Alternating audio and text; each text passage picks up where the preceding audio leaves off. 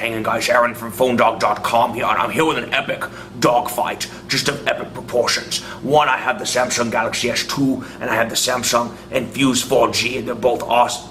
What? Oh, it's not Sean Connery Appreciation Day? It's next Monday. That's embarrassing. What's going on, guys? I'm Aaron from PhoneDog.com. In that case, I'm here with two awesome Samsung devices, the Galaxy S2 and the Samsung Infuse 4G. This one's not available in the US just yet. It's coming hopefully in the summer to some of the carriers, but the Infuse 4G is available with AT&T. Dual core over here, single core over here, but both have awesome specs. This one's a little bit cheaper, whereas the Galaxy S2 is pretty expensive. Which one's the one to have? We're going to figure it out more in the dogfight, but first, special thanks to our friends at Best Buy. They've hooked us up with a couple of smartphones that we're giving you in the One Paw Bandit game, so when you go into Best Buy Mobile to buy a device, you walk out working. You get your browser set up, your email set up, and more, so you're taken care of when you walk out the door. But enough of that, let's get into the review. Samsung Galaxy S2, Samsung Infuse 4G, epic dogfight starts right now.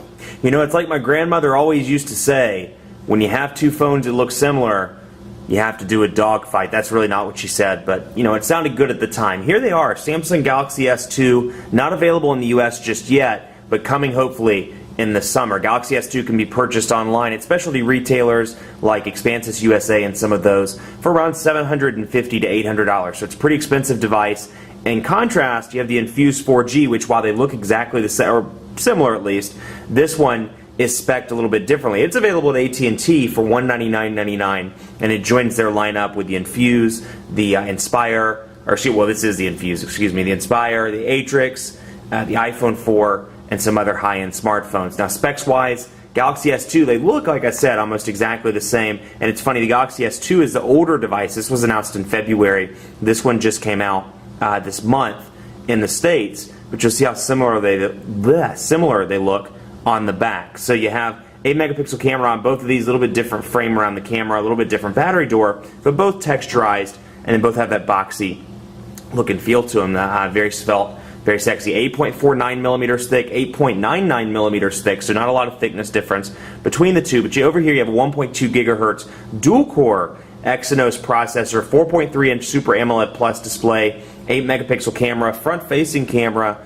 Android 2.3 with TouchWiz 4.0. Now over here, hardware-wise, a little bit slower, 1.2 gigahertz single-core Hummingbird processor, 4.5-inch display though, so you do have a bigger display and you can really see that when you hold them up side by side. I've been wanting to do this dogfight for a couple of days now because the similarities, but the differences between TouchWiz 3.0, 4.0, you know, Samsung old versus Samsung new, it's pretty interesting. So anyway, 4.5-inch Super AMOLED Plus display, 8 megapixel camera, front-facing sucker on this one as well. But you have your 4 capacitive buttons down here, whereas this is the European look. You have your menu back, and then you have your physical home button. Now, physical home button, kind of similar to somebody else on the market. But over on the left side, you have a volume rocker, micro USB charging port on the bottom, power button over here, typical Samsung style, power button on the right side, 3.5 millimeter headphone jack up there on the top, your camera on the back, and then your speaker down here at the bottom. So very traditional Samsung with the hump down here at the bottom. Let me pull that out so you can see.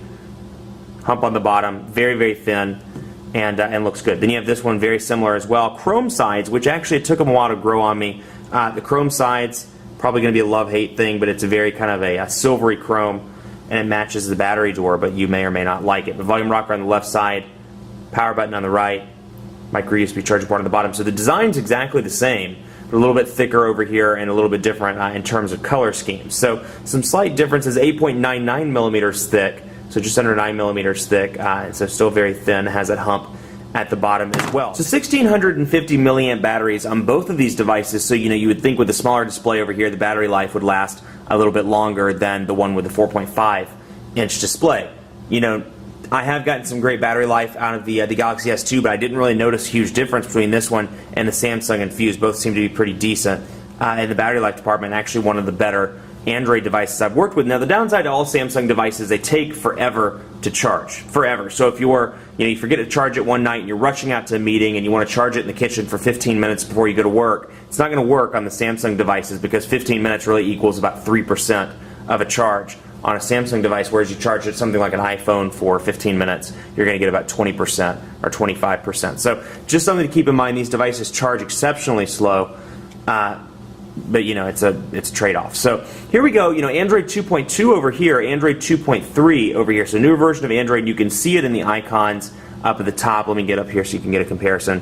Android 2.3 on the Galaxy S2, whereas it's 2.2. So just some improvements you can see to the signal strength indicator. The battery life meter is different, but otherwise pretty similar. And you'll see that the color schemes are slightly different as well. And then the icons have changed. And one thing they go away from on TouchWiz 4.0, whereas it's still there on 3.0. They made some significant improvements, really, in my opinion, is between TouchWiz 3.0 and 4.0. Tremendous strides in 4.0, much better looking overlay. It looks less cheap to me, and we'll start in the menu just so you can see how different they look. Now, if you think this looks familiar, well, it looks very much like iOS to me. It has those boxy icons. It has the noticeable dock down here at the bottom, and they've changed that in TouchWiz 4.0. It just looks better, it's cleaner, and you can see that the background shows in the back, whereas this is totally black back here. So you can see the dock's gone, the 4 icons are still there, but the dock's gone. And then when I scroll through, you'll notice that the boxes are no longer around the icon. So it just looks better, it looks cleaner and more up to date to me as opposed to this. So that's some minor changes that you'll see. And let's go into widgets as well just to show you. You'll notice that over here, actually I'm going to flip these around so you can see. Over here, typical Android looking add to home screen menu with all your different things down here, widgets, shortcuts, folders, wallpapers. And then over here you see this kind of fluid, nice looking interface where it brings it up at the bottom, kind of nicely pops it up out of the bottom, and I can still scroll through my various home screens while I'm looking for widgets. So click on widgets just to show you the difference, and it'll bring up another menu of widgets, whereas this brings them up down here. So I can scroll through, and you can just see how fluid it is as a result of that processor. Having that dual-core processor, tremendous benefit. And you can see when you slide through how the icons kind of slide like album art that you would see in some of the music players. So if I push it really hard, as you can see, they slide from left to right and they kind of inch themselves up. Whereas with this, it's just kind of a plain Jane menu looking interface.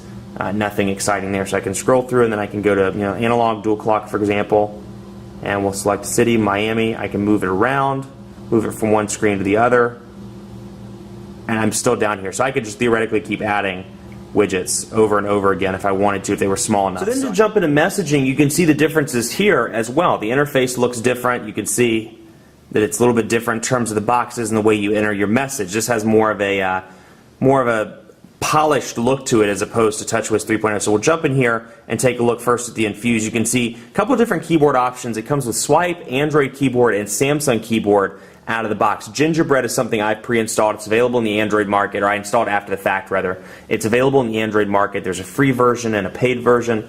And then over here, you have 2 different options that come with it. I've installed SwiftKey and Gingerbread, so the 2 out of the box that you get, Samsung keypad and Swipe. So Samsung keypad, it is an improvement over the Samsung keypad on something like this. You can see the differences as to how the keyboards look. Now, one thing I like, I'm president of the Fat Finger Club, honorary chairperson. Having that larger display is a huge benefit for me, but there is a noticeable size difference. So we'll put them over top so you can see just how they look in terms of size differences. But that's how the Samsung keypad looks. You can use it in portrait or in landscape. Let me turn on auto rotation so you can see. And even with a 4.3-inch display, though it's a little bit smaller than the Infuse, it's still relatively easy to use. The Quick Brown Fox. Oh, the Sick Brown Fox. Well, that's the Sick Brown Fox went to the park. Went to the park. Because sick doesn't mean sick anymore. Sick means awesome. So he is sick nasty, as they like to call it. Sick. Sick. That's a cool word, right? Sick. The sick, and when I say sick, I should put parentheses, awesome. The Sick Brown Fox went to the park. Yo. Sick Brown Fox went to the park, yo, and that was supposed to be a comma, but I was looking through the viewfinder and didn't see. Anyway, so you have that. You have the Swipe keyboard as well, if you prefer using Swipe. Now over here you have 3 out of the box, like I said, Android keyboard, Samsung, and Swipe. I don't care for the Samsung keyboard because the autocorrect is just very off to me. Even on the revised version, they've made some improvements, but it's still not the best in the world. It's not up to date. I feel like it doesn't correct very well. Now here, let's say Oklahoma. K-L-A-H-O. I must have turned. Okay, so I didn't turn it off. So there you see how it auto-corrected that. It works well in most cases, but when you come across that rare word that you don't want it to be, or you want to type, but it doesn't want to type it, you run into issues. So you can see here the Quick Brown Focus is going to skew.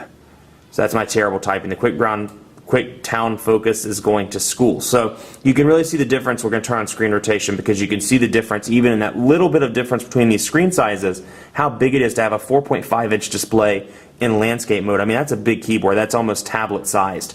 So it looks, it's very easy to use, and for people with large fingers, this might be the route that they want to take. Now, one thing, TouchWiz 3.0 has no customizations. When you get into like a text message log, you have those typical bubbles like you see from iOS. And here, actually, I'll get into one so I can show you. I have to pull these away because I've been using these as my personal devices. Let's see if we can go into 101 here. Let's see. For example, here you go. So you have this little text box stuff like iOS where I pop up a response, hello. So you can see it looks just like that. There's no customization available though. So you customize, that's the extent of the customization. That's all you get. Now my question was, with Samsung, why didn't you ever make customization? One, in TouchWiz 4.0, they made some customization choices. And forgive me, I'm going to back out here so I can show you this. You have not only the ability to change the message skin, but you can change the font size as well. So change the message skin. So we'll go up here and we'll look at mono, for example. That's what it's on currently. I can change it to Joy Pop. And you can just see some of the different options available. This is what it comes with out of the box by default: blue, brown, evergreen, mono, and then Joy Pop. So I can change it.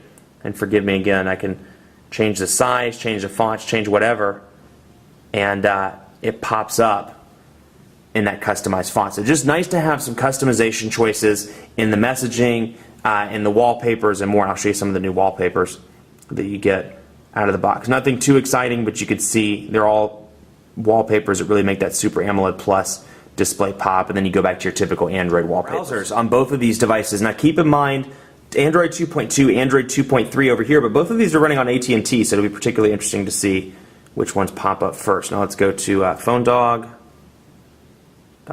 We're going to load up PhoneDog over here. .com, and we'll wait for those to load. Now AT&T coverage isn't the best in my home office, so it may take a little bit, but that one seems to be loading relatively quickly. Now one thing I like about this device, like I said, it's unlocked and unbranded, so it's not an AT&T device. And what I like about it is you can see up at the top, both of these have H+ icons. Let me wait for that to focus in. H+ on both of those. Now the difference is this one will stay on, because it's an AT&T branded device, they have it staying on H+. So even if you're in a non-HSPA Plus area, like a 3G cell site, something like that, it still displays H+, whereas this one will flip back and forth between 3G and H+. So you really know when you're in one of those areas where it's faster or in one of those areas where it's slower. So just a little bit more truthful, as opposed to going with a branded AT&T device. So here they are. Pages are loaded. This one's finished. This one's about to be done. We'll wait for it to finish so we have a fair test. And you can see, take a look at some of the windows to see if there's any difference there. It doesn't look to be a huge difference. You can see some minor things, no gray bar behind the new window. There's no text over here. It's just a plus, but mostly similar. And go back here and see that the menus look exactly the same. Now the difference is they have this black color scheme going on over here where it's white, which is interesting because Super AMOLED Plus obviously responds better from a battery life perspective to darker colors. So it works better from a battery life standpoint to go with darker colors. So it's interesting that they didn't incorporate that in Android 2.2. And you see it all throughout the system, from the notifications bar. See, that one's a little bit less gray, and more. So let's do some pinch to zoom tests, and you can see just how responsive this actually is. I mean, very, very responsive, very clean. Bam. We'll zoom in, zoom out, just so you can see, do some quick tests. You can see how quickly it migrates from portrait to landscape mode, back and forth. And so very pleased on that front. A little bit of checkerboarding over there, but nothing too crazy. And you can see over here, pinch to zoom, very fast as well. And the difference is, see some checkerboarding there as well, but you can see it, whereas over here, it just seems a little bit more fluid. It's one of those things you're going to have to play with both, try to get your hands on both to really see, but it's just more fluid over here. This one's just ever so slightly more choppy, but still good. So on the browser front, I have to give it by narrow edge to the the Samsung Galaxy S2, but the Infuse 4G is definitely good as well. Sorry about T-Mobile phone overload going on this week.